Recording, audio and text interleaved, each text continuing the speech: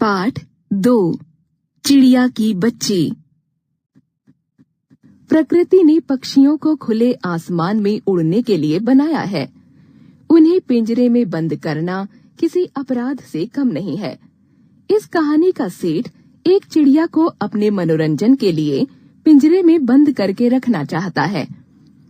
इसके लिए वह अपने नौकर की सहायता भी लेता है। इस कहानी में यह भी बताया गया है कि चिड़िया स्वयं को सेठ से कैसे बचाती है। माधव दास ने अपनी संगमरमर की नई कोठी बनवाई है। उसमें सामने बहुत सुहावना बगीचा भी लगवाया है। उनको कला से बहुत प्रेम है। उनके पास धन की कमी नहीं है। फूल पौधे रकाबियों में हौजों में लगे हैं।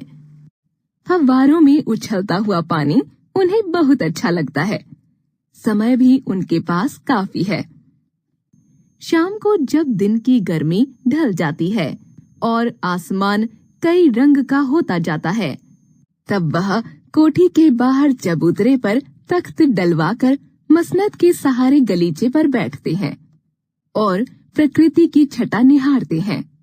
आज कुछ कुछ बादल थे। घटा गहरी नहीं थी। धूप का प्रकाश उनमें से छन छन कर आ रहा था। माधव दास मसनद के सहारे बैठे थे। उनके देखते देखते सामने की गुलाब की डाली पर एक चिड़िया आन बैठी। चिड़िया बहुत सुंदर थी।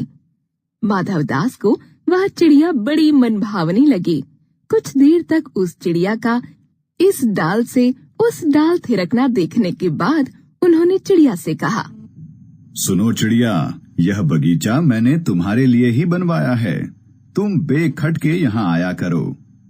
चिड़िया एकाएक घबराई, फिर बोली, मुझको मालूम नहीं था कि यह बगीचा आपका है। मैं अभी चली जाती हूँ।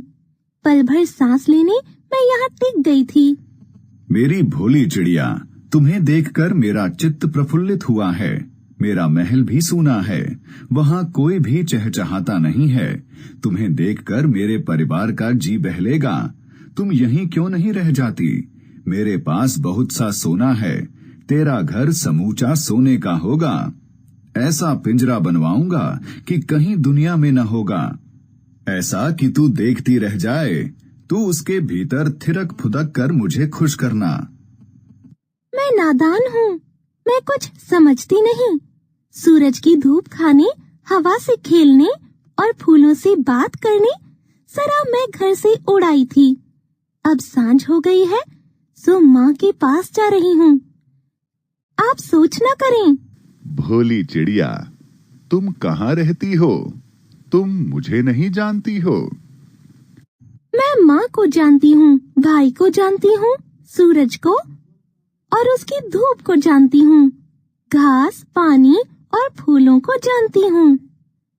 तुम कौन हो? मैं नहीं जानती। मुझको देर हो रही है। माँ मेरी बाट देखती होगी। मैं माँ के पास जा रही हूँ। माधव दास उसे रोकते हुए बोले, ठहर ठहर। अपने पास के इस फूल को तूने देखा? यह एक है। ऐसे अनगिनत फूल मेरे बगीचों में हैं। वे भांति भांति के रंग के हैं। तरह तरह की उनकी खुशबू है। वे सब फूल तेरे लिए खिला करेंगे। मैं तुझे सोने से मढ़कर तेरे मूल्य को चमका दूंगा। तूने मेरे चित्त को प्रसन्न किया है। तू मत जा, यहीं रह। यह कहने के साथ ही सेठ ने एक बटन दबा दिया। उसके दबने से दूर कोठी के अंदर आवाज हुई, जिसे सुनकर एक नौकर झटपट भागकर बाहर आया। यह सब क्षण भर में हो गया। चिड़िया कुछ भी नहीं समझी। सेठ का इशारा पाते ही नौकर चिड़िया को पकड़ने के जतन में जुट गया। इधर चिड़िया को बातों में उलझाए रखने के लिए सेठ बोले, तुम अभी माँ के पास अवश्य जाओ। माँ बाट देखती होगी, पर कल आओगी ना? कल आना, परसों आना, रोज आना। तुम बड़ी सुंदर लगती हो। तुम्हारे भाई बहन हैं? कितने भाई बहन हैं? 2 बहनें, 1 भाई है, पर मुझे देर हो रही है। हाँ हाँ, जाना। अभी तो उजाला है। 2 बहनें 1 भाई है, बड़ी अच्छी बात है। चिड़िया के मन के भीतर जाने क्यों चैन नहीं था। वह चौकन्नी होकर चारों ओर देखती थी। उसने कहा, मुझे देर हो रही है। अभी तो उजाला है। मेरी प्यारी चिड़िया, तुम अपने घर का और हाल सुनाओ। भय मत करो। मुझे डर लगता है। मैं नादान बच्ची हूँ। माँ मेरी दूर है। रात हो जाएगी तो मुझे राह नहीं सूझेगी। भय न करो चिड़िया, तुम बहुत सुंदर हो। मैं तुमको प्रेम करता हूँ। इतने में चिड़िया को बोध हुआ कि जैसे एक कठोर स्पर्श उसकी देह को छू गया है। वह चीख कर चिचियाई और एकदम उड़ी। नौकर के फैले हुए पंजे में वह आकर भी नहीं आ सकी। वह उड़ती हुई एक सांस में माँ के पास पहुंची और माँ की गोद में गिरकर सुबकने लगी। ओ माँ, ओ माँ। माँ ने बच्ची को छाती से चिपटाकर पूछा, क्या है मेरी बच्ची, क्या है? पर बच्ची कांप कांप कर माँ की छाती में और चिपक गई।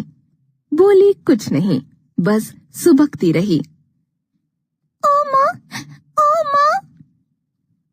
बड़ी देर में उसे ढाढ़स बंधा और तब वह पलक मींच उस छाती में चिपक ऐसे सोई जैसे अब पलक न खोलेगी।